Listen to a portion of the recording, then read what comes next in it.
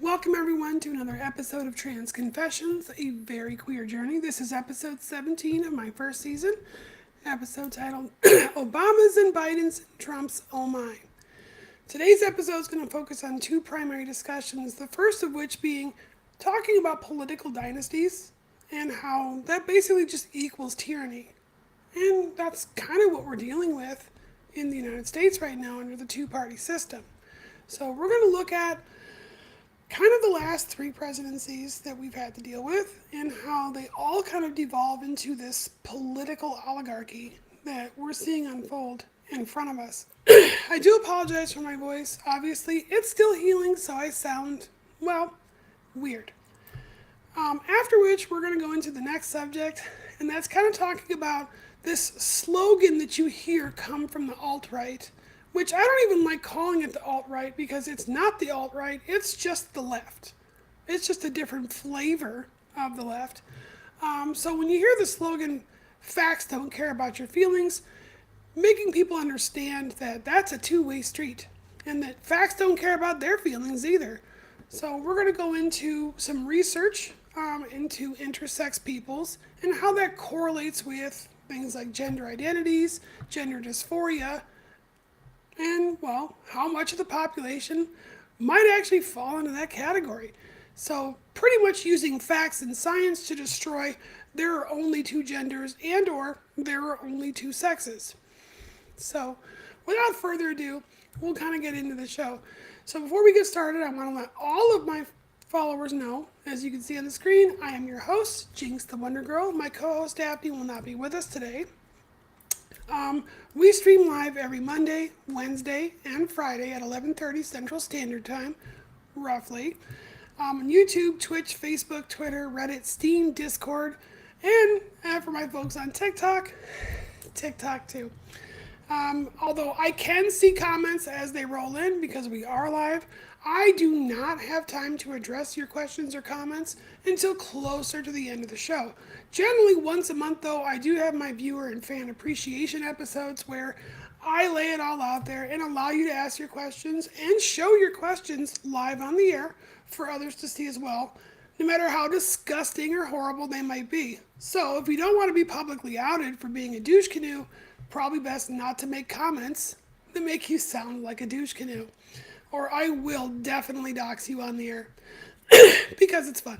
Now, that being said, I do run my own merch store. I don't do this for free, folks. I do this because I'm trying to make a living. So please visit my website, cyberjinx.me. I have subscriptions on there that you can subscribe to more detailed, intimate knowledge. I also have a merch store full of awesome stuff, jewelry, makeup, clothing, swimwear, and all the Pride merch you can possibly imagine, made by some of the best women-owned and LGBTQIA-owned businesses across the United States and Europe. So you're not just supporting me, you're supporting small businesses all across the planet. So check it out. Would be happy to have you guys buy some stuff. If not, send me an email, drop me a line, give me a call. Let me know what you think. I love using your ideas. I love using your questions as parts for my show. So the more of you that can actually send me some messages, it is always, always appreciated. So let's go ahead and move right on into it. Let's discuss political dynasties. So what is a dynasty? Let's define dynasty. So there's multiple definitions, Webster's Dictionary, other dictionaries. The American College Dictionary defines a dynasty as basically a living family of rule or elitism that's handed down from one generation to the next. So how do we have a political dynasty here in the United States? Unfortunately, we do have a political dynasty here in the United States. It is not uncommon to have a political dynasty. We've just been seeing it a lot more frequently. So let's start just by looking at the last three presidents. So we're going to go Biden, Trump, Obama, because that's what everyone wants to talk about. Now, the political dynasty in this country has gone on much, much longer than those three presidents. It happens in our Senate. It happens in our House of Representatives. It definitely has happened in other aspects of state legislative and judicial systems. We're not seeing anything new developing here. So I want to take a look, and we're going to take a look at Obama first. Now, Obama took over presidency after President Bush. And I've got a great infographic that I want to show people to kind of get an idea of what we're looking at here. So the Pew Research Center tallied up all the different things that people were concerned about at the beginning and then throughout the Obama presidency. So you can see all the way from here on the far side that anything below the line on this graph would be considered a generally bad outlook on racial tensions or racial relations inside the United States at the time. So you can look on here from May of 1990, obviously well before the Obama presidency. You're looking at previous Bush and Clinton presidencies.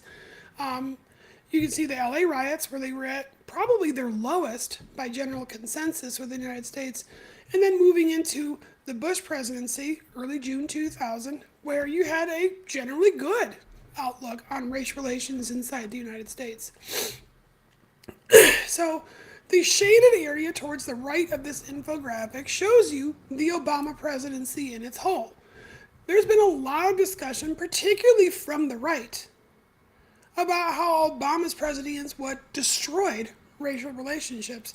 I don't think the information on this graph, considering Obama was president for 8 years, supports that hypothesis.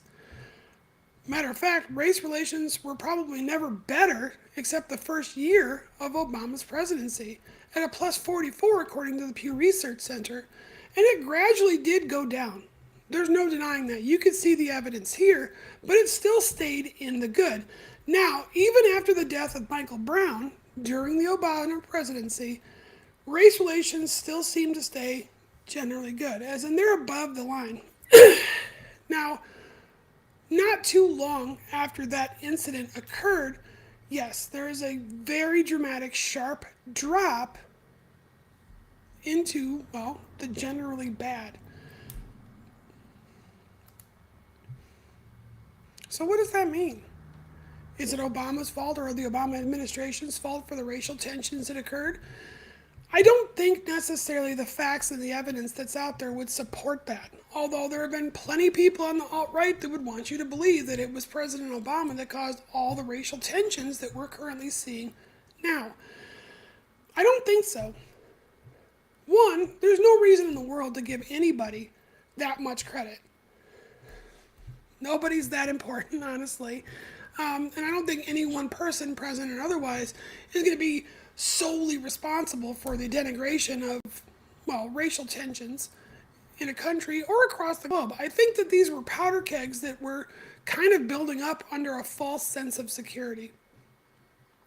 Many scholars, including those at the Pew Research Center, support this, that there were underlying tensions that were being ignored by people, overall, that finally just kind of spilled over. they spilled over into everyday life, which made that much more complicated. Now, as far as what these presidents have done, sure, Obama had some key legislation that he was able to accomplish in his 8 years. Not very many, but some. Obviously, his namesake, Obamacare, was passed. Now, I think there were lots of great things in Obamacare. So, protections for people with pre-existing conditions, I think, was an invaluable addition to our nation's healthcare system. Having open markets, at least the idea of open markets and dissolving these state lines that occur in our insurance industry now, would have been a fantastic addition, but they were written out of that bill. None of that stuff got to stay in there. On the same note, a lot of bullshit earmarks and, well, pork belly spending essentially inside of the Obamacare Act stayed. Stuff that was in fact written by our political dynasty. The Democratic Party put in a whole bunch of stuff into that bill that is utter nonsense and garbage. There's no denying it. If you read the bill, there's stuff in that bill that still exists today that has not been resolved, and I'm going to point that out again, noting the political dynasty in the United States, because, well, Trump didn't get rid of it. It's still fucking there. Useless nonsense that spends taxpayer dollars on shit that doesn't improve anybody's life. Anybody's, except the government's. That, to me, tells me that that's political dynasty at its finest. Now, he had some other landmark stuff that he did while he was president, but nothing really in comparison to the ACA. Now, you can see very, very sharply during the Obama presidency the beginning of this kind of super political divide. Now, that's not to say there hasn't always been a political divide. Discourse is required for a dynasty to maintain its stranglehold over its subjects. So you have to have some kind of discord to create tension, or people have no reason to vote one way or the other. If you're not confusing the general population into thinking they have freedom by creating competition amongst each other between two parties, well, then the two-party system fails. So, I mean, you can go all the way back to Eisenhower and see that there is a general political divide. But the farther back you go, pre-Obama, the political divide, this division line that you see happening in the United States, actually gets smaller. So I think at its smallest would have been Ford and Carter. The differences between the Democratic Party and the Republican Party and how they voted and what they wanted to do and how often they reached across party lines were very small. Like, very small. Nixon were big, obviously. Johnson was kind of small, but still. Kennedy was actually very, very small, given his presidency, and Eisenhower was about the same. So Carter, I think, by far was the smallest divide between our political dynasties. And that's at a 57% differential ratio as compared to, let's say, Eisenhower at 84, Johnson at 70, Ford was 67%. Now, we can go into the Clinton era. Clinton era was 80, so we kind of went back and forth. So you got Eisenhower around 80, and you've got Clinton around 80. So some political discourse. George W. Bush, you saw about an 81% difference in opinion between the two political parties. And now here's what's funny. Obama, with all the talk that Trump did, all the talk that the Trumpers still do about the Obama presidency, was the same as Bush. 81%. There's an 81% difference between the two parties and how often they worked, either across party lines or with each other. So no different than Bush, and really no different than Clinton. Clinton was 80, so 1 percentage point better.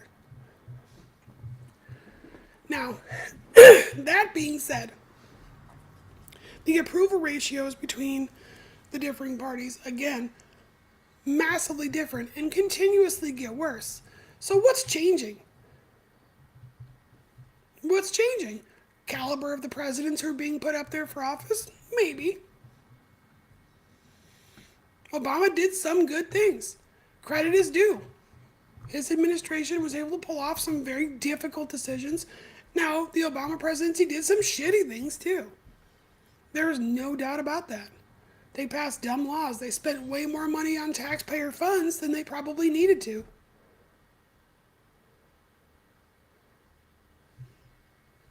I mean, again, credit must be given where credit is due.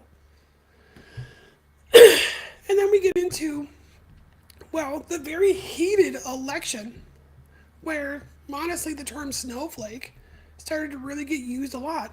And that was the election where Trump did legitimately win his presidency and defeated Hillary Clinton. Now, I'm neither a Democrat or a Republican. I have biases towards neither. I don't like either party. The Republican Party, the GOP, whatever you want to freaking call it, is nothing what it was in the 1800s.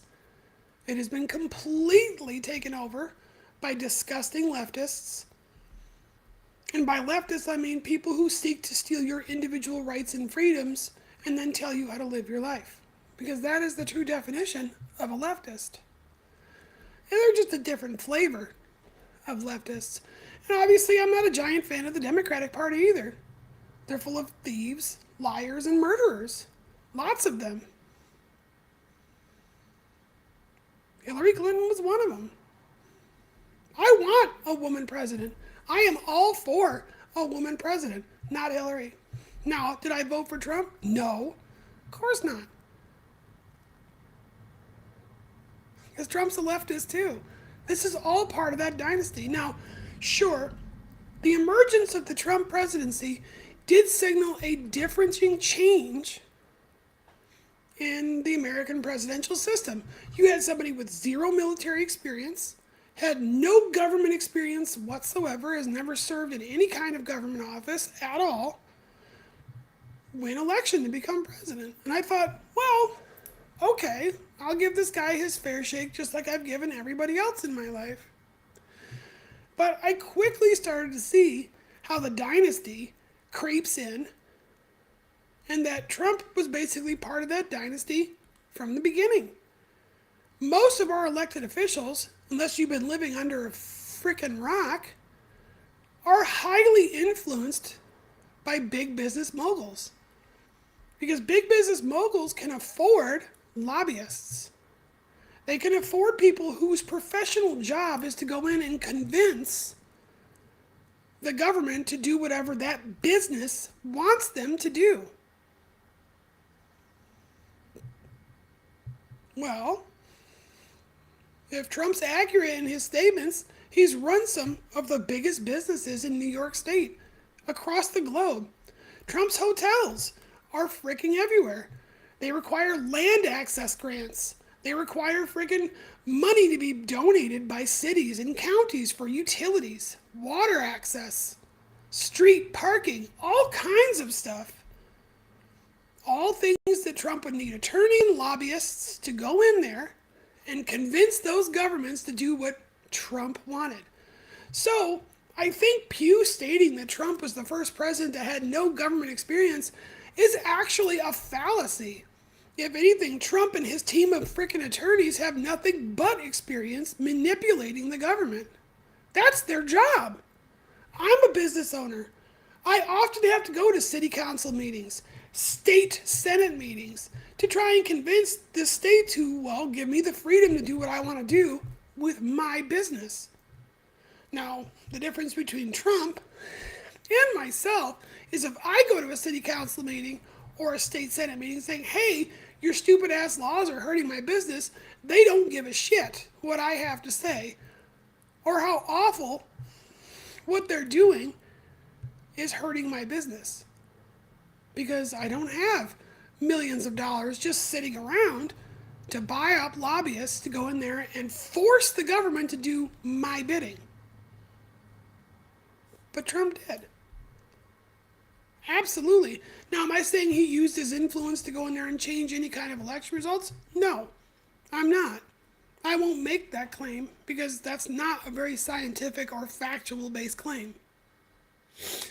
Now, will I say that Trump had a shoe in for any kind of political seat he wanted to win? Absolutely, because he was known. People knew who he was. He had teams of lobbyists and lawyers to help him fight his way through all the government minutiae. He's part of the elitist dynasty that's been running our country for decades. Maybe even this entire century. And by century, the last 100 years. The same people, the same families, the same power dynamic cycles that exist in our country have been in seats of power most of their lives. They really have. So what did Trump do? Now, Trump actually did some good things, things that actually helped you and I. And then Trump did some really stupid shit too, as per usual. He talked about draining the swamp. I think he added to the swamp. There are more douchebags in elected positions now than there ever was. So how's that draining the swamp? Really, all Trump did is he just swapped the swamp around. He took people clamoring over dumb stuff that doesn't affect anybody whatsoever, trying to spend more tax dollars on research that isn't necessary, and he filled it with people who run around spewing filth and hate like it's their job, belittling marginalized communities, and essentially, without saying these exact words, calling for the mass execution of people they don't like. That's not draining the swamp. That's just filling the swamp with your kind of swamp creatures. So Trump didn't do a whole hell of a lot. He didn't have enough time for sure. A one-term presidency. Proof of the fact that nobody wanted his stupid ass in there in the first place. I would say that even from the get-go of the Trump administration, every president I've seen who's been elected, Obama all the way back, even during times of turmoil and crisis and all kinds of stuff, have done everything they could in the first 100 days of their presidency to calm down the people who are upset, reach across political lines, and offer an olive branch. So, trying to unify a nation, I would say, and I think Pew Research agrees with me in this particular aspect, that President Trump did not do any of that. From the very first get-go to the very last day he was in office, he stayed in campaign mode. And his campaign mode was division. Division and divisive language, hateful language, spiteful language, all kinds of stuff. He had the choice, he had the option to reach beyond his base, to change his language, to subtle his tone. He would have done very fucking well had he spent more time shutting up and allowing his administrators to do their job than talking. But he didn't do that. Trump wanted to run his trap all day long, and it got his ass in trouble. That's why he's a one-term president. And for all those numbnuts out there talking about Trump 2024 like he's going to win the election or be placed back in president, well, I mean, if you're that stupid and naive, I've got a bridge in Brooklyn I would love to sell you. That will never happen. The U.S. population alone will never, ever allow that to happen. Never. He needs to quietly go back to wherever he came from and stay there. And it's not because I dislike Trump or I hate Trump. I don't really hate anybody. And I despise Trump in that particular aspect just as much as I despise Obama or Bush or the Clintons. Because they're all part of the same fucked up dynasty of elitist families who all think they know better how to run your life than you do. The Democrats have long wanted to spend your money without your permission and dictate what you can and cannot do in public domains. So schools, parks, wildlife centers, government buildings, things of that particular nature.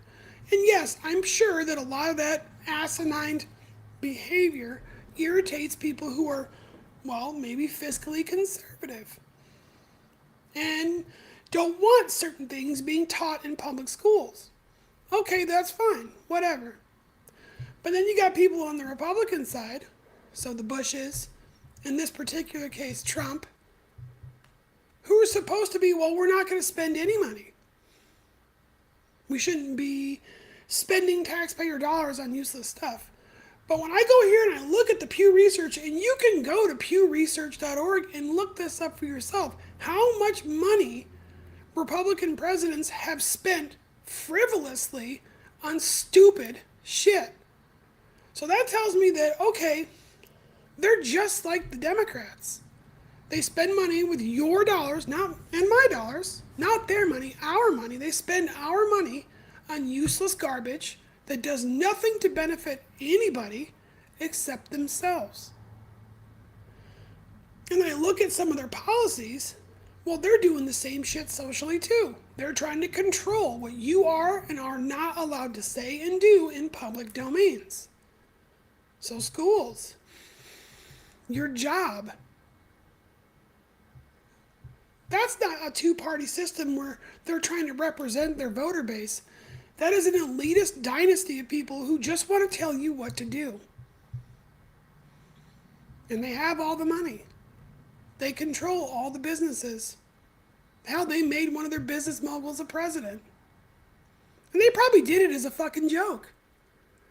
They're like, let's see how stupid the American people are. We're going to put Trump up for president, see how many dumbasses vote for him. Well, there you go, folks. Everyone was so concerned about the political discourse behind things that really do not require it that they were blindsided to all the shit that was going on in the background. Russia was getting more aggressive under both the Obama and the Trump presidency. Look where we are now. Nobody did shit about it. Obama didn't do shit about it. Trump didn't do shit about it. Trump losing the election is not why freaking Putin is invading Ukraine. Putin was invading Ukraine long before Trump was president and during his fucking presidency, and no one did shit.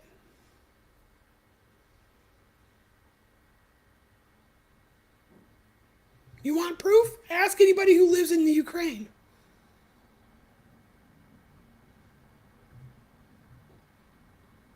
Oh wait, you can't. Because Russia's cutting off their internet and telecommunications systems. And the Western civilization is letting them do it.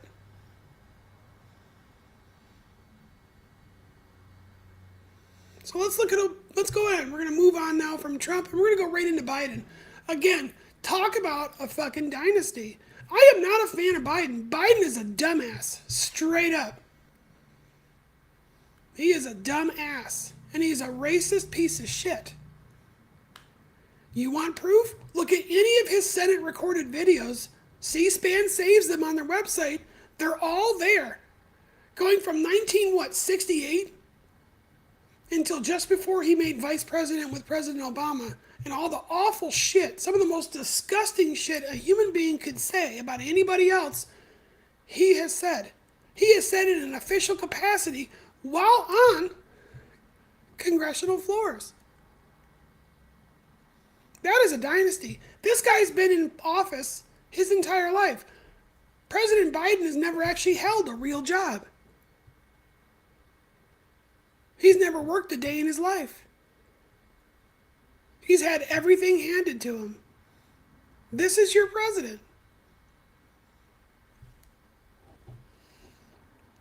And I don't want to hear shit from the people who are conservatives because Trump was the same way. That cretin's never worked a day in his life either. He was born with a silver spoon in his ass. So, yeah. When you guys vote for political dynasties, because that's what the Republican and the Democratic Party are, they're a political dynasty, you're voting on two pieces of shit. Two pieces of shit in the same toilet bowl. And really, when it comes right down to it, you're only voting on which one of those turds stinks the least. Because they both fucking stink. They do. They both fucking stink. So let's move into Biden. So Biden came in after what, well, the left has been calling an insurrection. That's not an insurrection. I'm not saying it was right. Everyone involved in the actual storming of the Capitol is a stupid asshole. And I don't know what they were attempting to accomplish. They didn't accomplish it other than if their idea was to create even more division in the United States. But the left needs to stop calling that an insurrection. An insurrection is armed. It is an armed assault on a military or government target. Well, this wasn't a military target, but it was definitely a government target. Nobody in that protest/riot was armed. Nobody. The only people who were arrested that were found with weapons were actually people who were there at the White House prior to the insurrection showing up.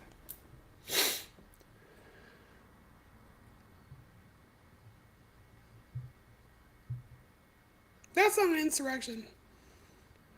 That was an uprising. It was definitely a very, very aggressive and somewhat violent uprising. People were hurt. Somebody died. But an insurrection? No. That wasn't a plot. There's no conspiracy behind it. It was a bunch of asshats. They got overly excited, probably intimidated or antagonized into doing what they did. And then lots of really dumb, gullible people got caught up in a very stupid, useless act. I don't think Trump had anything to do with it. I don't think Trump supporters had anything to do with it. It was all dumb. Biden had an opportunity to come in after this bullshit happened as the legitimately elected president,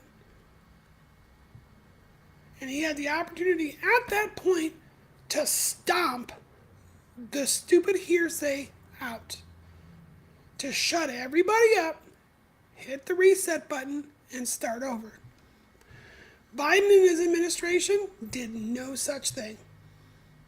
He walked in with incendiary rhetoric, talking about those people will be punished, they will spend the rest of their lives in a gulag, all kinds of stuff, none of which was making any kind of attempt to mend the wounds of a hurting nation. So Biden failed day fucking one. And then, by day 25 of his presidency, Biden went to sleep and has not woken back up. Why is Biden president? Because that's what the dynasty wanted. Sure, your vote counts. It's not the voting that they're mandering with. It's not the voting that they're changing. It's not voting machines that are out there just randomly changing people's votes. It's not people stuffing ballot boxes that's changing anyone's votes. They manipulated your mind. That's what they're attempting to do. That's what they've been successful at for at least 100 years. Media manipulation. Two things that Obama and Trump definitely got right is misinformation. Fake news. Whatever you want to call it.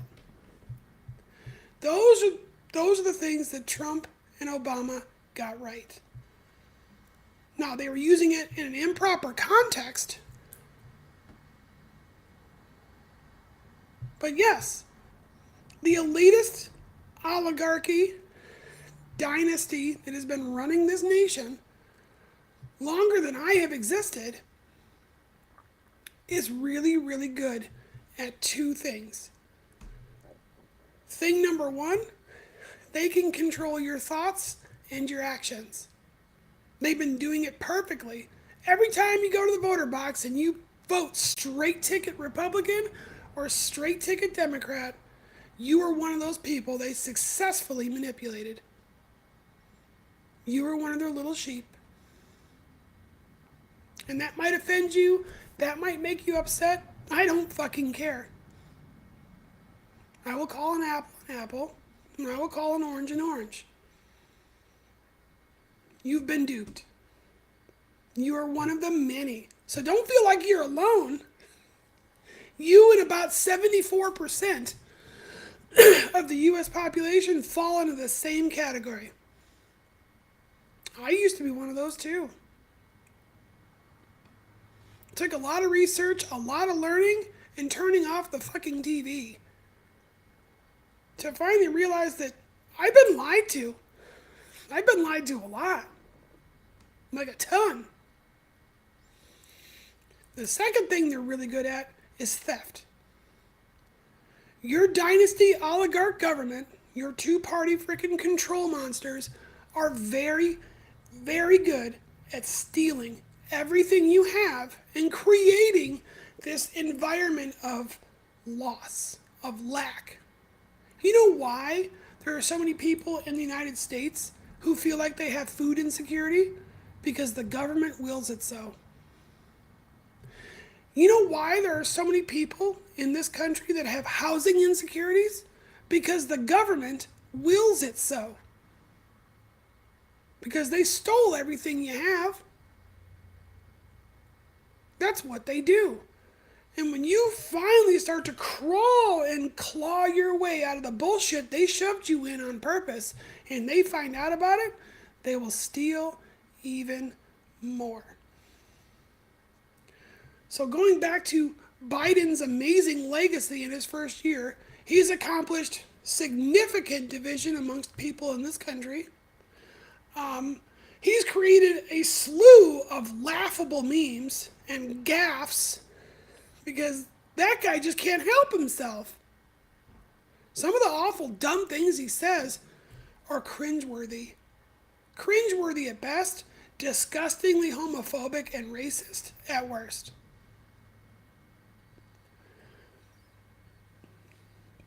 Sorry, water break.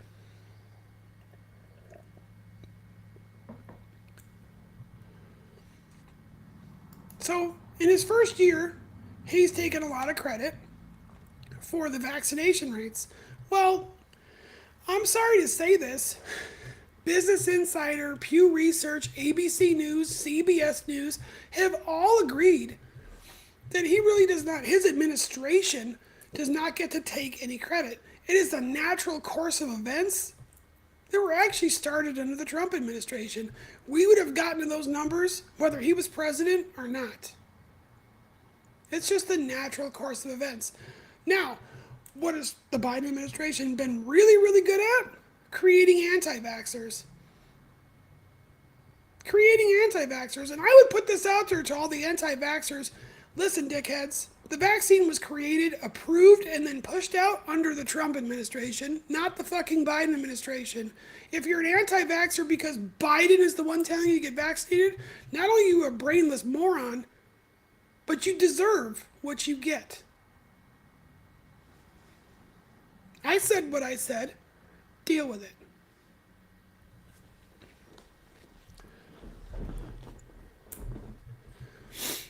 Your government has been systematically creating this scarcity. Now, does scarcity exist? Absolutely. We've all lived at some point where scarcity is actually happening. Droughts do cause scarcity in food. But we are all bright, intelligent, innovative human beings. Every time scarcity has occurred and the government has stayed the fuck out of everyone's way, we solve it and then become prosperous with little or no intervention whatsoever from our overlords. Every single time the government sticks its nose in our business when scarcity occurs, it makes the scarcity worse. They worsen the scarcity. So let's take a look at this massive, nearly hyperinflation we're starting to see occur. Is that Biden's fault? Not necessarily. Some of it is actually, in fact, Trump's fault. Plus, again, we have got to stop giving so much credit to figureheads. Neither of those two people, Biden or Trump, are that fucking smart to warrant giving them the credit for or against the destruction of our economy. These are decisions made by lots of people. And some of the destruction to our economy is self-inflicted by its own people. When you've got people out there protesting getting vaccines to keep their jobs and then refusing to do their jobs, you are creating scarcity, which causes inflation. So if you are a truck driver who's mad because the company you work for, the person who employs you, is saying you will get vaccinated or you will be fired, and then you stage a walkout amongst all your fellow drivers, one, fuck you. Sure, you have the right to protest. You do. But look what you're doing. And then you want to blame it on Biden. The economy's collapsing and we don't have shit on our shelves in the stores and I can't get Amazon to deliver stuff in 14 or 15 days. Well, it's because there are people who are sitting on their ass over a fucking vaccine that's done nothing but keep most people alive. It is a harmless vaccine created by the private sector under the Trump administration that's done nothing. Nothing but keep people healthy and safe. Now, do I think you should have the right to refuse to be vaccinated? Absolutely. But your employer has the right to fire your stupid ass if they require vaccination as part of your employment. And you can't be mad that your employer made that policy. And I'm sorry to say this, and I will be the first one to publicly say it on my show. Your First, Second, Third, and Fourth Amendment rights stop at the government. Your freedom of religion, your freedom of speech, your freedom of assembly, your freedom of protest do not extend beyond the federal fucking government or the state government. Your rights end as soon as you go to work for someone in the private sector. I'm sorry.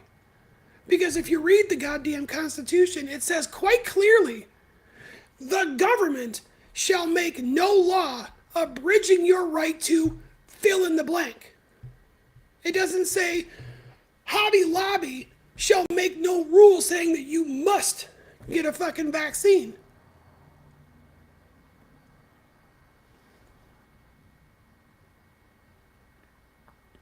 Just like when I do lives on things like Twitch, or I do lives on things like TikTok, and you got these dumbass douche canoes that want to come in and run their mouth like their opinion means anything to me. Like I give a good goddamn what insulting dumbass shit they have to say today. Your freedom of speech ends as soon as you walk into my domain. I don't have to listen to you. I don't have to hear what you have to say. I don't even have to extend the courtesy to allow you to speak. I don't. Now, because I am a nice and good person, I generally do. But you've got to be awfully fucking arrogant to think that you're going to walk into somebody else's private domain and run your mouth about your personal feelings and opinions and expect them to sit down and just listen and take it. My show, when I broadcast, is not being forced into your TV. It's not being forced onto your radio. It's not being forced onto your mobile device. You made a conscious choice. You made a conscious choice of your own free will to walk into my domain and listen to what I have to say. And you also can make the conscious choice to leave. But if you can't make the intelligent, conscious choice to leave when you don't like something that you're hearing and instead think you're going to run your mouth, I will move you forcefully if necessary. We all have that individual right to ourselves. We do. You don't have to listen to people's bullshit, nor do you have to take it. We've been allowing our government to force this kind of mindset on us for generations. That's generational oppression, folks. It is. The only rights we have that we all get to keep beyond what the government can and cannot do to us are not espoused in our freaking Constitution, nor were they ever. There are no rights in the damn Constitution, people. Never was. There never will be. I think the term Bill of Rights is the stupidest thing ever written. It's not. There are no rights in it. They're Bill of Amendments. There are amendments to the Constitution that were deemed necessary because the Constitution is meant to be amended. It is meant to be changed as times change.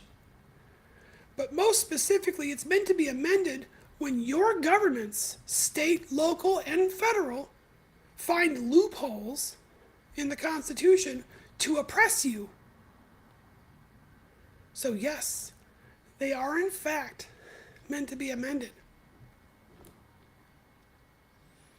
Your rights are espoused in the Declaration of Independence. It is the only place you will find your rights.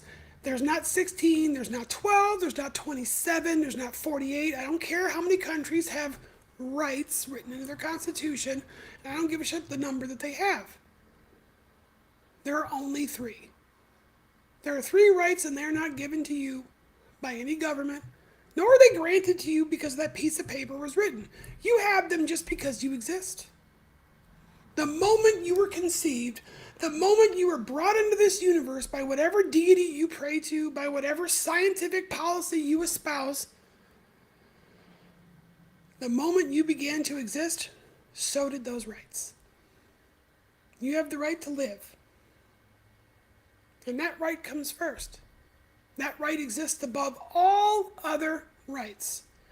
Your right to live supersedes other people's right to profit. Period.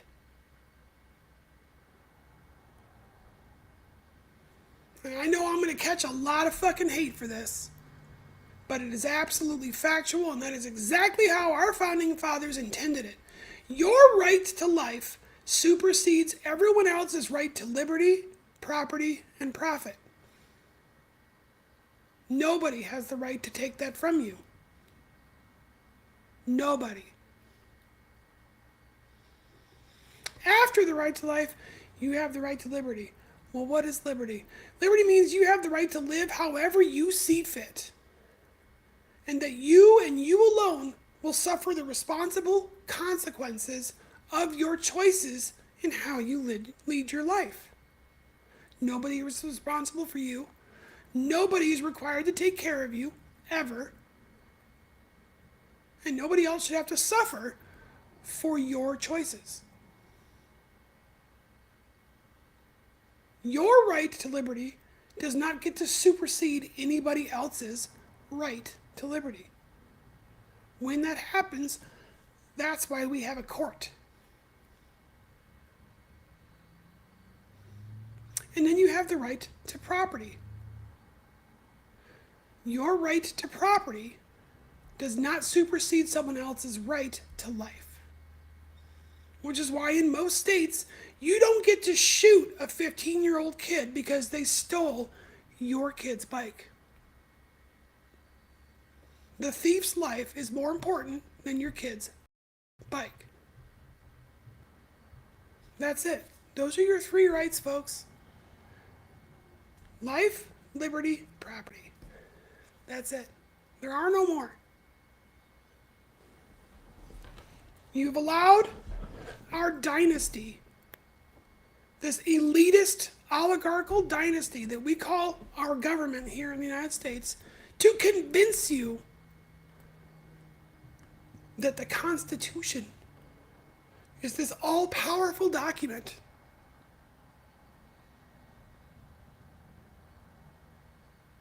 I mean, it is. It's an important document. I think it's a beautifully written document in some aspects, but it is an amendable document.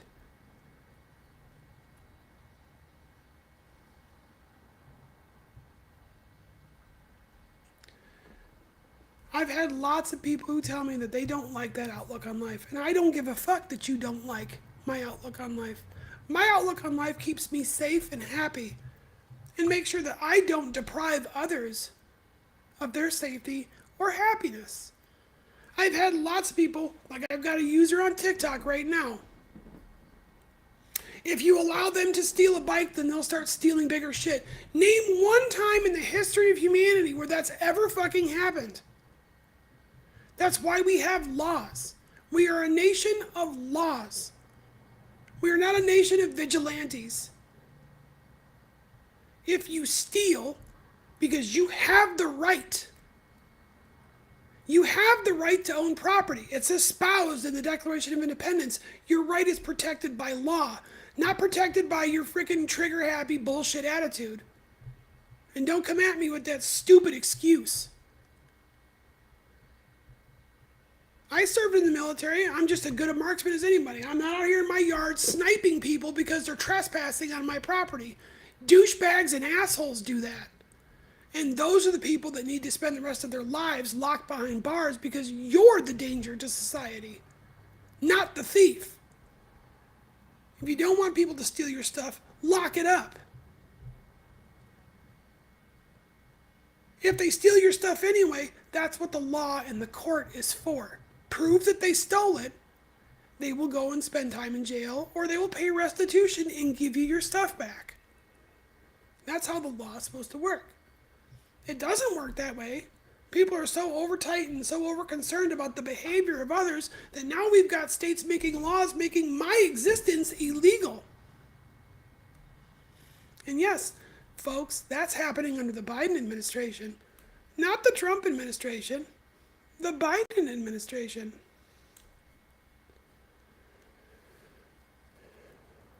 So to end that segment, we're going to look at some of the biggest accomplishments Biden has had.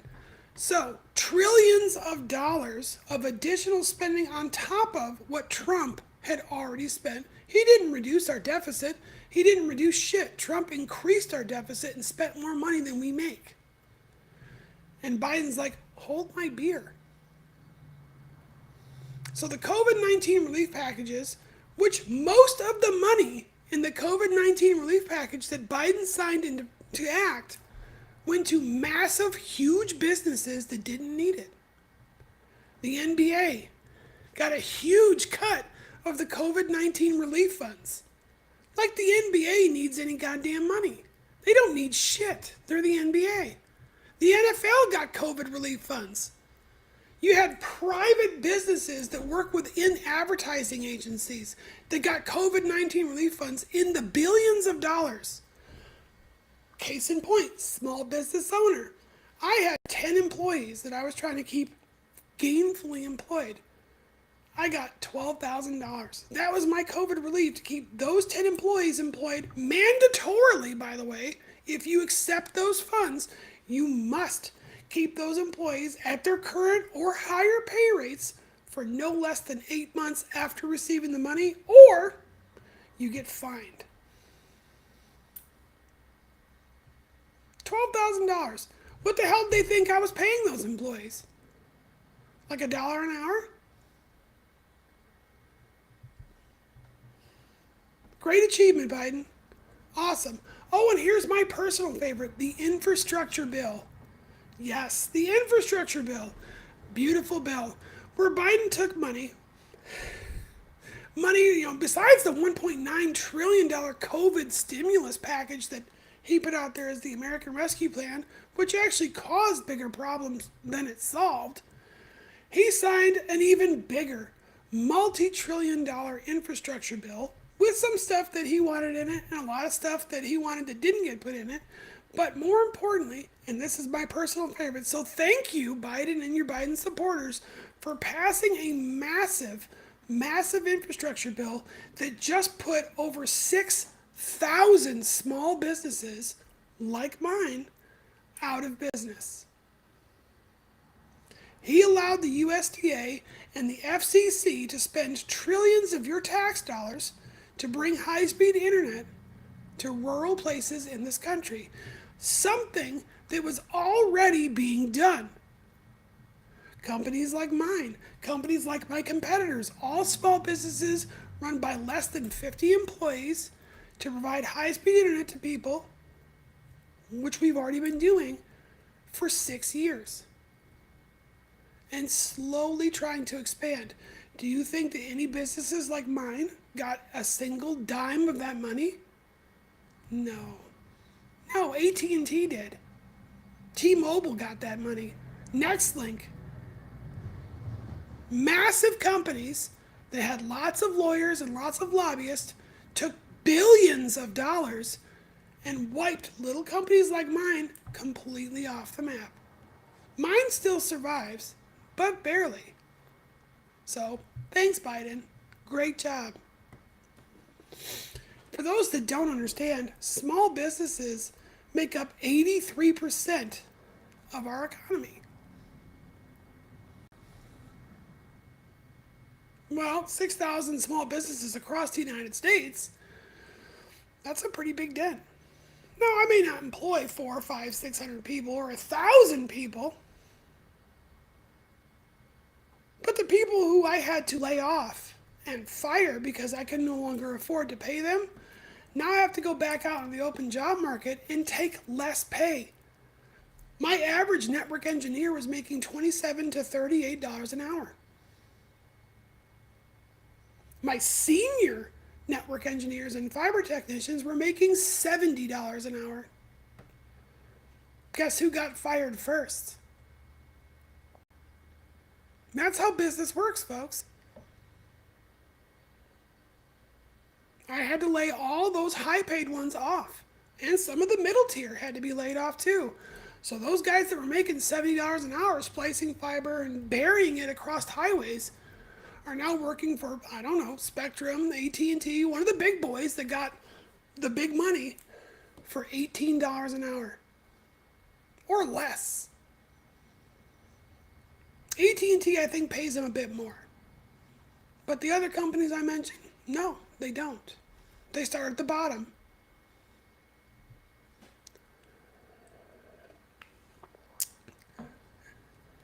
That's what that infrastructure bill did. So I don't usually listen to anyone that talks about straight ticket voting. Oh, I vote for Democrats only, or I vote for Republicans, because your opinion makes no sense to me. You run your mouth about things that just hurt people, and it does it on purpose. But like I said, your dynasty, your family elitist driven oligarchy that's been running this country for longer than all of us have existed, are really good, really good at those two things. Brainwashing you into thinking a certain way and stealing all of your shit. When we talk about profit over people, that's what we're talking about. That is profit over people. These people care more about taking your wealth, taking your livelihood away from you, and forcing you into, you must conform to one of these party ideologies. What's the same damn ideology? It's just leftism and control over your life and behavior. So yeah, that's why the episode today is titled Obamas and Bidens and Trumpers, oh my. I think the American people need to wake up, see the writing on the wall, abandon the two-party system, and start actually listening to what your representatives want to do when they're not in the public ire. I'm sure lots of people would be very curious to the voting habits of Ted Cruz, especially his voter base, for all the very leftist things that he's proposing to vote on and vote yes. Or how much more government control Ted Crenshaw wants to actually impose on people. Looking at his voting record, doesn't seem very GOP of me. Actually seems pretty leftist, kind of communist of me, if I were to read into it a little bit deeper. I mean, I'm not going to say to anyone what you should be thinking or what you should be doing, but as a 20-year veteran of the military forces, seems awfully suspicious of dictatorial type behaviors, not freedom loving, voting democracies or republics. Just saying. But that kind of moves into some of the rhetoric that we've been seeing coming out, and I think it makes a fantastic segue based on the rhetoric that we're seeing come out of state governments and the federal government. Started in the Trump era, has gotten progressively worse in the Biden administration as it pertains to things like gender identity and sex. So, talking about, and that's what I love about some of these stupid bills that we've been seeing go to state governments about what is and what is not constituting sex education, talking about intersex peoples, transgendered peoples, homosexual peoples in a educated, polite, discourseful way is not sex education. Sex education is, this is what happens when these two people get together and these are the results. Talking about loving relationships is not sex education. Yet, a lot of state governments, particularly those on the conservative side, would have you believe it. There's been so much misinformation thrown out there specifically around gender and sex. Lots and lots and lots of trolls want to come in and run their mouth about there's only two genders. There's only two sexes. Well, they whole-handedly lost the two-gender frickin' fight. Psychologists, psychiatrists, and then therapists, as well as biological scientists, all came out talking about brain continuance and matter and everything else, and basically destroyed the argument that there are only two genders. And they have all come to the consensus that gender does fall on a spectrum. Well, of course, the people out there talking shit about this stuff, we're not going to just stand idly by and be proven wrong. Again, the whole facts don't care about your feelings, it goes both ways. So when the facts came out and said gender falls on a damn spectrum, and it's based on brain activity than it is based on biology, facts don't care about your feelings. And boy, did the people on the evangelical conservative left lose their shit and really show their ass when they lost that fight. You want to talk about crybaby snowflake behavior? I have never in my life seen more people pitch a crybaby fit than evangelical conservatives when they talk about there's only two genders. No dipshit, there's not. There's not. Sorry. Facts don't care about your feelings, sweetie. Gender can fall anywhere on a spectrum and sometimes move fluidly through it. Hence, gender fluid people. And what does it matter if someone changes their gender every 15 minutes? How is that going to hurt you?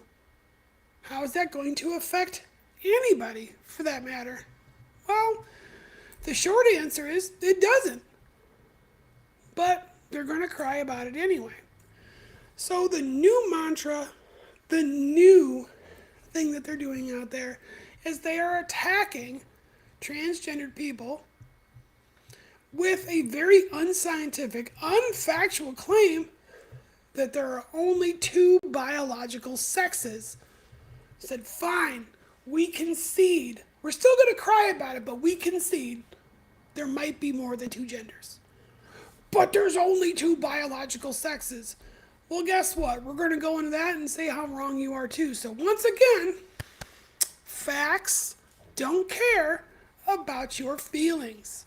So the Intersex Society of North America has listed some of the most common questions most people would have and all of their scientific medical research as an answer.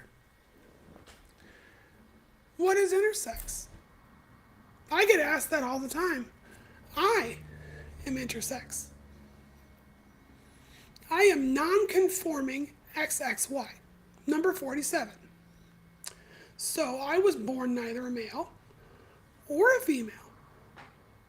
I had androgynous sex characteristics physically present at birth. My biologic chromosomal makeup also supports I was neither. I can make my own estrogen, as well as my own testosterone. At birth, doctors corrected my androgynous indifference without my consent, or my mother's for that matter, to what they saw was, I don't know, in their eyes, more appropriate. That is a massive, massive violation of my body autonomy. In the very least, they could have asked my mother. But they didn't. Now, I'm only one. I'm only one variation. A lot of medical experts have tried to alleviate some of the questions because once that fact was put out there for people who were on the evangelical conservative left, they weren't having it. They're like, that is a medical anomaly. It is a birth defect.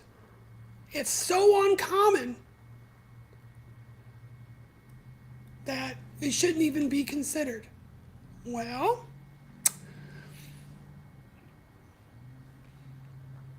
that's kind of full of shit.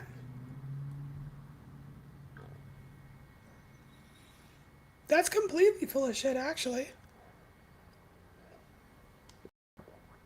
So, the Intersex Society of North America put together how often intersex births actually occur.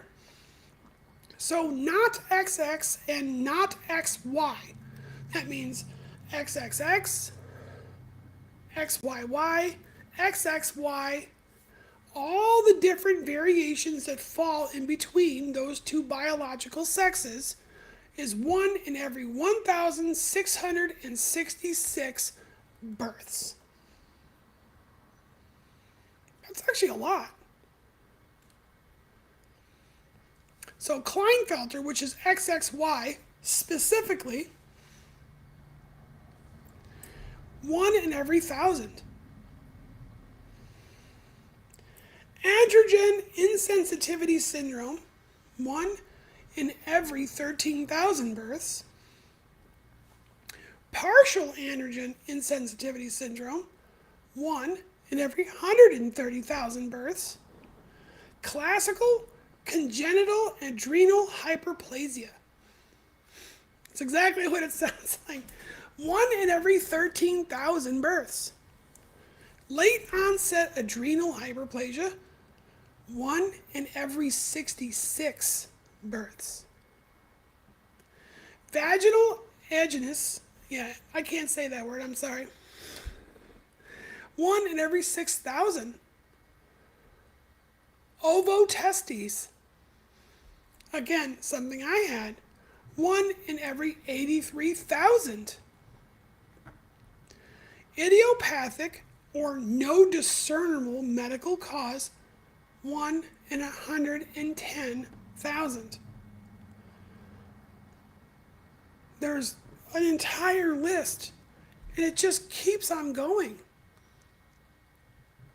So the total number of people whose bodies differ from biological standards, as the conservative evangelical left likes to use, of male or female is 1 in every 100 births.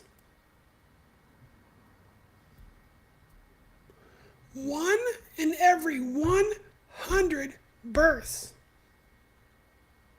The total number of peoples receiving surgeries to normalize genital appearance because they fall into one of those 1 in 100 is 1 or maybe even 2 in every 1,000 births. So based on those scientific medical findings, The number of intersex, non-male, non-female people who exist on this planet outnumber the number of biological redheads on this planet by a massive margin. So tell me again that that's a birth defect. It's not. It's normal. It's so normal that 1 in 100 people are probably intersex in one form or fashion. That's very common. So that means, guess what? The facts state there's not 2 biological sexes. There are many. And at birth, a lot of those biological sexes were corrected. So no longer can you walk up and say, oh, because you're transgendered, you're trying to change your biology, your biological sex. No, I'm trying to correct it.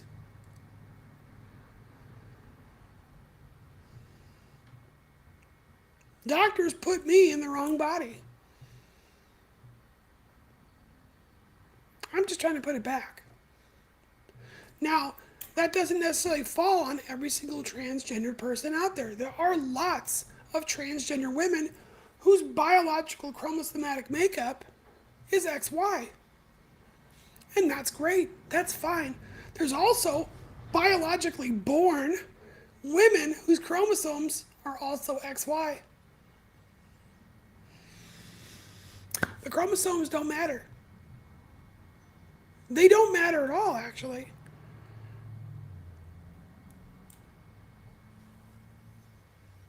Makes no difference. There's a very large population of genetic, biologically born women whose chromosomes are XY. They're also intersex. And there's biological men walking around who were born with a penis and everything, whose chromosomes are XX. So what determines really what your biologic genetic sex is going to be? Well, 1 out of every 100 times, the fucking doctor. But more importantly, your hormonal makeup and your genetic build. So testosterone comes from the SRY gene. If you have the SRY gene, your body will make testosterone in one way or another. If you lack the SRY gene, your body will make estrogen instead. That's how this works. For all the folks who are joining me live, thank you for joining. I do see you. This is not pre-recorded. I'm just doing a show. That's how that works. That is the only difference. Either you have SRY or you don't. Well, here's the funny thing, folks.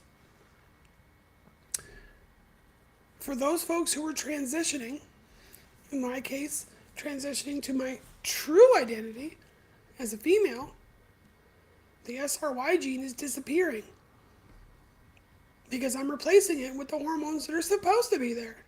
Hence why I continue to get more and more feminine. The testosterone and the SRY gene are basically gone. And for all those people who say no matter what, you're always going to be a biological male, well, no, I'm biologically intersex. And that, even if I was biologically male, that statement's not factually accurate either. The longer I stay on hormones, transitioning hormones, HRT, the more biologically female I become. Right down to genetics. It's just a matter of time. Yes, I will need surgery to correct things. No, I don't have a uterus. No, I can't have children. But you know what? 17% of the biological female population on the planet also can't have children.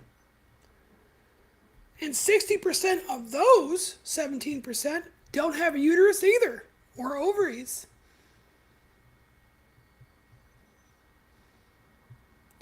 So I got a question I am actually going to answer. So Randolph asked, if I stopped hormones, would testosterone start again?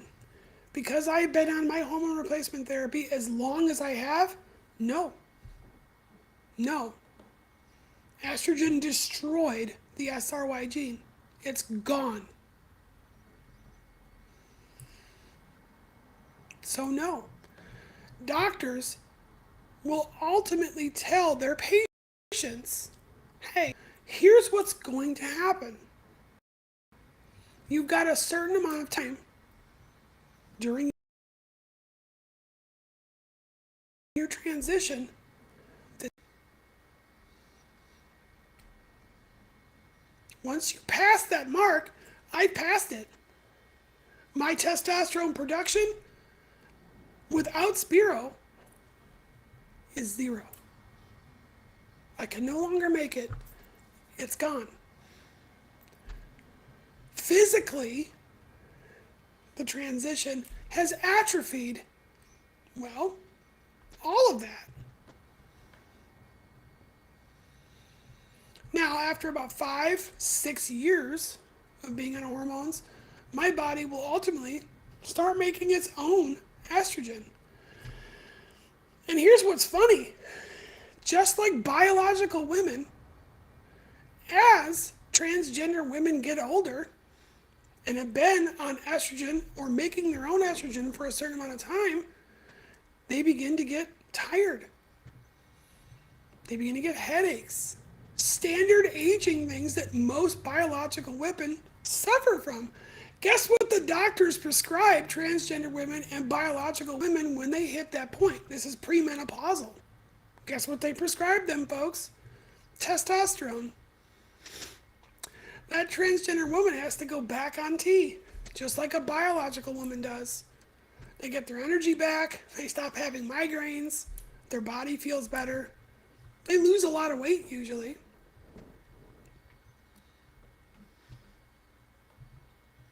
So that's basically it, folks.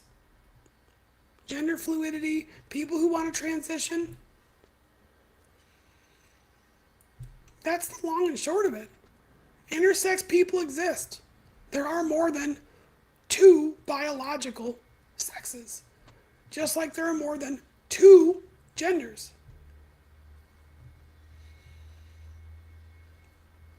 So for all the people who are mad and having their little snowflake meltdowns, just like the conservatives love to use, facts don't care about your feelings. Which is why I don't give prudence, credence, or responses to trolls that walk in and be like, once a dude, always a dude. You're always going to be a man. No, I won't. So I'm going to end that segment here. I used to be a follower of Ben Shapiro.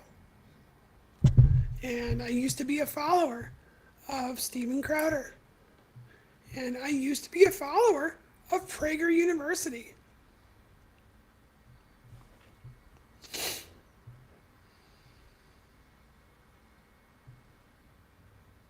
I know, Brandy, I see you, and you're valid. I mean, you don't think that way. But I also don't think that means you're conservative either. I think it makes you more libertarian than conservative because you think for yourself. You don't follow a party line. The modern conservative movement literally boils down to you do what we say or you're not a conservative. So based on that definition, Brandy, you're not a conservative because you don't follow them exactly. The Democrats do it too. But yes, I used to follow Ben Shapiro. I think even to this day, Ben Shapiro, Steven Crowder, PragerU do put out very good information. And when Trump was president, they put out lots of good information. Now that Biden is president, the good, useful, logical, scientifically driven information has disappeared. They have turned their platforms into hate machines. Just like today. Right now, while I was doing this broadcast, I have Crowder pulled up on Louder with Crowder. And all they wanted to do was bash on transgendered people, talk about biologic men should not be allowed in women's sports. They used no scientific information whatsoever to back up anything they were saying, and basically just made it one long slapstick joke at transgendered women's expense.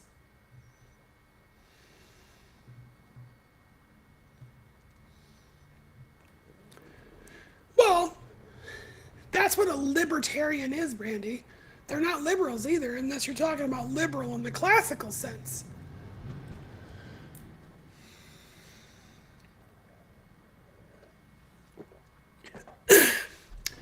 So, listening to that stuff, well, one, I mean, Big Sean, I don't necessarily support that stuff, but I need to know what my opposition is talking about.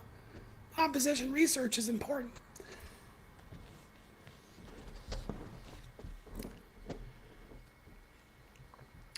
But no, I listened to what those folks had to say because sometimes they make very good, educated, and valued points. I don't think our government should be spending our money. I don't. I think they're bad at it. I don't like cowtailing to communist governments. I don't. I don't like the idea of doing business with governments that would destroy us if they had the chance.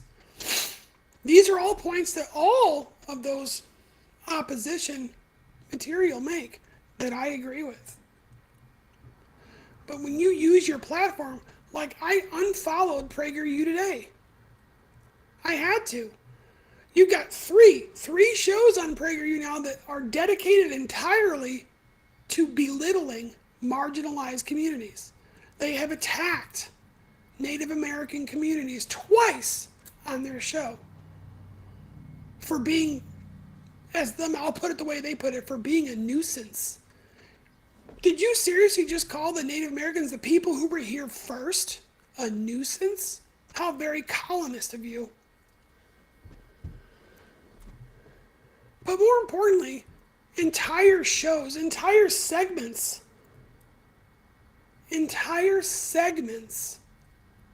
dedicated to the belittling of transgendered or gender fluid people. And I'm not going to say that they attack transgender women the most, because they don't. They actually attack non-binary people the most. Because I guess the idea of being non-binary is just infuriating to them. How dare you not conform to one or the other? Well, I mean, the sad fact is for them, a large majority of people in this world have had thoughts that would be non-binary. Now, I'm trans femme. I do fall into that binary. I consider myself a woman. So binarily, I'm female. That's just me, though.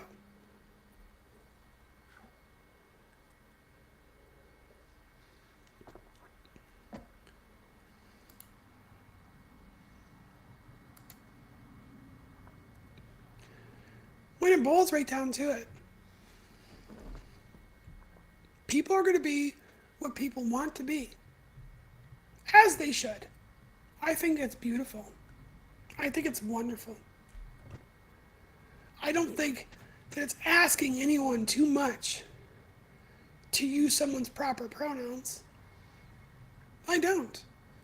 I don't think it's asking too much to politely request that you ask for someone's pronouns when you're addressing them. It's really easy. Hi. I just wanted to ask your pronouns to be on the safe side. And then allow them to answer. Chances are, probably 2/3 of the time, they're going to respond with the pronouns that you probably guessed anyway. If you think it's a she, her, they might come back and say, yes, it's she, her. If you think it's a he, him, they might come back and say, yeah, it's he, him. But on the off chance that it's the opposite, or it's neither, it's still a good idea to ask. Because what if they're they, them? What if they don't see themselves as a binary? They identify neither as male or female. Calling someone who is non binary he or she is insulting. And it hurts them mentally and emotionally. Willingly causing mental and emotional damage is abuse. It's assault. If you walk up to me and let's say you just assume and you walk up and say, hey, it's a guy. Like, do I really look like I'm driving for guy here? Like, seriously, what about this says guy? Nothing. You're just being a complete piece of shit at that point. You really are. That is abuse. That is abuse, and you assaulted me emotionally and mentally. I don't walk around misgendering people. And on the off chance I ever have misgendered somebody, when they correct me, as they should, I apologize and then use their correct gendered terms.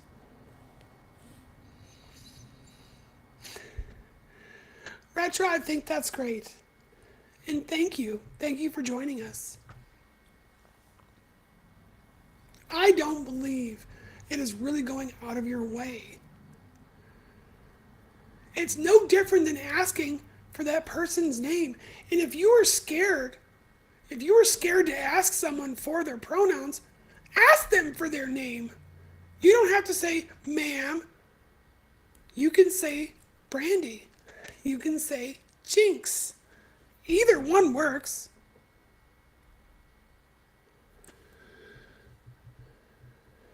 Great to meet you, Sydney. Thank you again.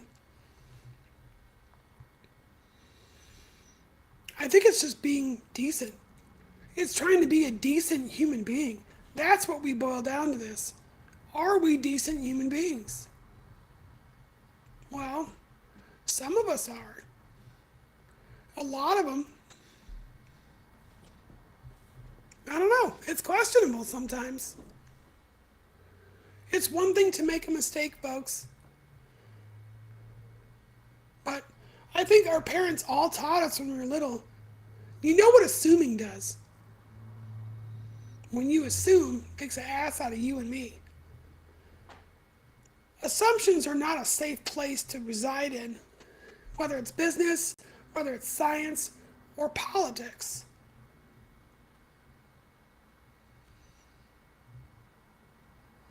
Just no. Asking is always the better option. So I'm going to open up the last little bit of my show because I love Comedy Hour. And one of the people I follow, great content creator, amazing, made an absolutely hilarious commercial that I thought would be fun. Would be a lot of fun to just share with everyone. Now, if you're on TikTok and a couple of my other platforms, you will not be able to see this. You have to be watching on YouTube. You have to be watching on one of the others, like Twitter or Facebook or Twitch. You should be able to see this. So I'm going to pop it up side screen, and hopefully the other people will be able to hear it. Are you sick of seeing trans joy go unpunished?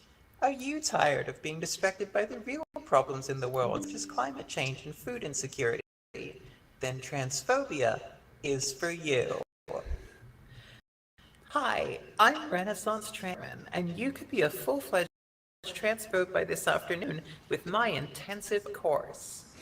Logic, compassion, and basic decency are holding you back from achieving your full transphobic potential today. Get the free intro now and become the envy of all the friends you're about to lose.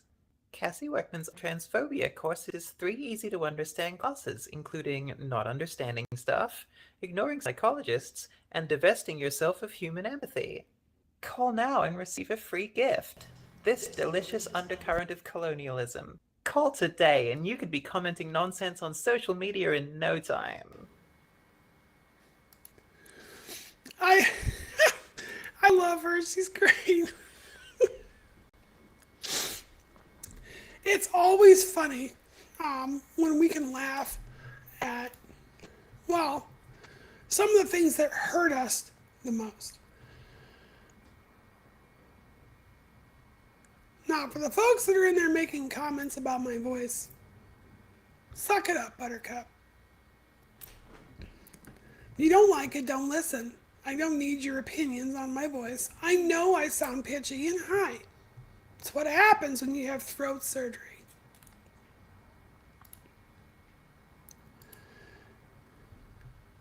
But I like her approach.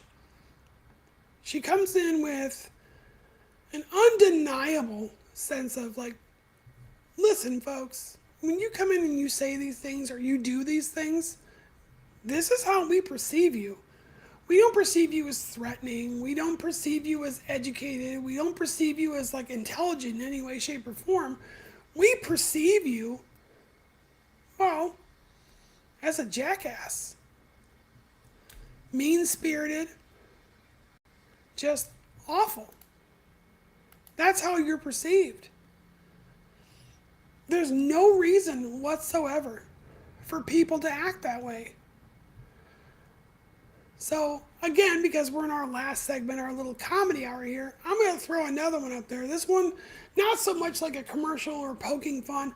This one is kind of like one of those stark reality comedies, like how we perceive when people say stupid shit like this. Students, please rise for the Pledge of Allegiance. I pledge allegiance to the flag of the United States of America and to the oligarchy for which it stands, one nation, under Trump, forever may he reign, with liberty and justice for some, and freedom from consequences and Twitter bans for the righteous and loyal. So, when these trolls speak, that's what they sound like. Students, please rise. Oh, let me turn that off. That's honestly what they sound like. You are praying to Trump. So all the religious banter that you use to make fun of, well, anybody besides you, goes right out the window as unbelievable because you give all your loyalty to a political system and you sound really stupid when you do it.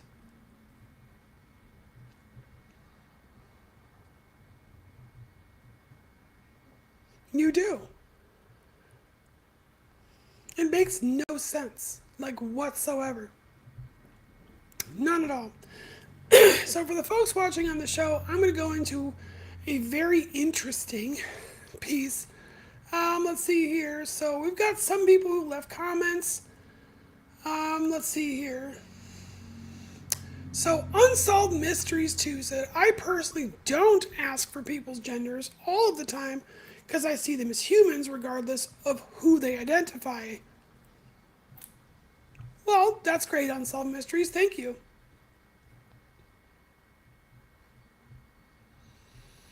We're all humans. You're absolutely correct. No denying it. You are definitely a human being. I am definitely a human being. However, labels, titles, although I consider them, like you, to be unnecessary, sometimes people see them as necessary.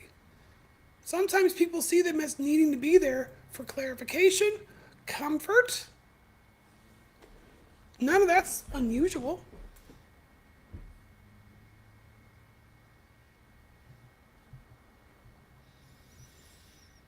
So sometimes making sure that you're using the labels that make them feel comfortable is important. It's very important. I'm glad that you see everyone as human. I think that's great. But Misgendering somebody can be very embarrassing, not just for the person you misgendered, but possibly for you too. And then continuing to misgender them, even if they correct you, not really a good thing, and not very human-like either. It's kind of shitty behavior. So I think we should all strive, yes, to treat each other like human beings, but we should also all strive to be better to each other. I don't care what flavor of God or goddess or organized faith-based institution you belong to or don't belong to. I think we were all put on this planet to do a hell of a lot more than just be shitty to each other, pay bills, and die.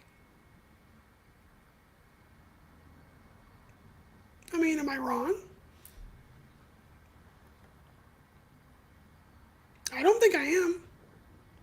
I think we were all put here for better purposes, and we were put here to be better people to each other. I think it's critical, actually.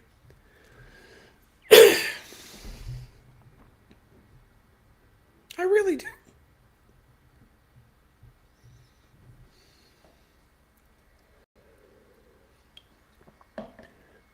I wish all of my viewers and listeners, even the ones that don't necessarily agree with me, maybe even the ones that hate my guts, I wish you all a better life.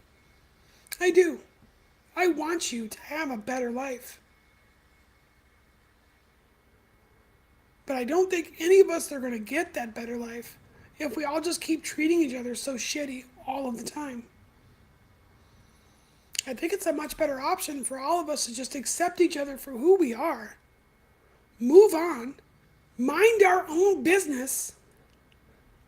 Like, seriously, it is not the political pundits, it's not the talking heads, it's not the podcast shows like myself or even Steve Crowder that should be out there making up your mind about who you are and how you want to live your life. You should be the one doing that. Now, I think it's better and easier to do said things when you're armed with the proper information. That has been my goal in this episode and every episode I've ever made. To give you good information so that you can move forward and live your life the way you want to live it. That's it for me on my show, folks. Thank you very much for joining me for another episode of Trans Confessions, a very queer journey. I hope I get to see you all on Wednesday at 11:30 Central Time. Please take it easy. I love all of my listeners. If you get an opportunity, check out my website. All of my podcasts are saved on my website. You can watch them on demand, video and all. Go to cyberjynx.me, and while you're there, check out the merchandise on my store. Some really good stuff, awesome, great gift ideas for people. And if you're in the community and you want to buy some Pride merch, I've got some great Pride merch on there too. And it's all discounted. So until next time, everybody, thank you again. Take it easy.